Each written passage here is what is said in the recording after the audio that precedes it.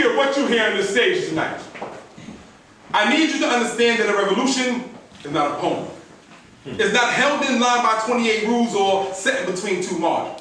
I've never seen a revolution take a bow and have a room full of spectators applaud it.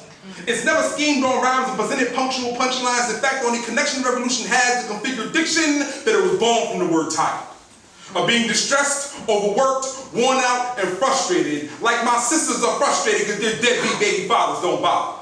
All they do is create little boys that play with toys that lack a progressive positive influence who then become big boys playing with rags, hanging out of back pockets, now crying on lonely street corners. So now those tears, you see those tears become libation for lost years.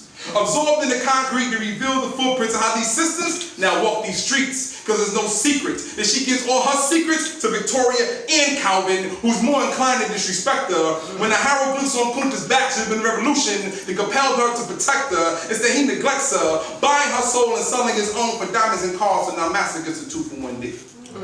That's why I tell these poets to spit from your soul, because this thing is real.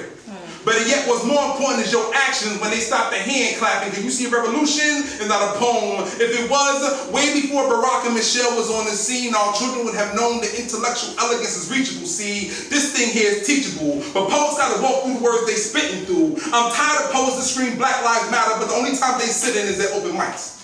The only time they feel like they dying is when they losing the slam. I need you to understand, it doesn't matter how many degrees you reach for, that just becomes your degree of separation, your disconnection from your people. If you don't let them know these hymns you spitting from your soul is spiritual, you see, egos have permeated this oral tradition. Poets have become the equivalent of ministers, preaching for skirts, and not religion.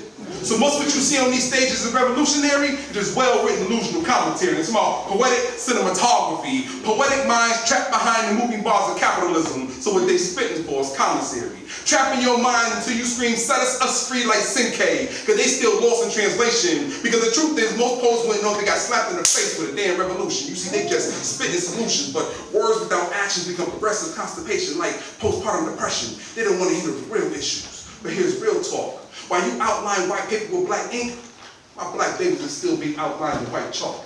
So if you enter these poetry dens with the mindset up in your Facebook friends or packing your fist for the dividends, then the 3 minutes of this here joint, you've completely missed the point. Yeah. The poetry is meant to pierce your soul, creating action, producing productivity. You see, spoken word burns in my soul deeply. So when you touch this mic, you respect it with reverence. You bring intellectual niceness. Because this is like the soul of my people, man. Spoken word poetry. Freaking priceless.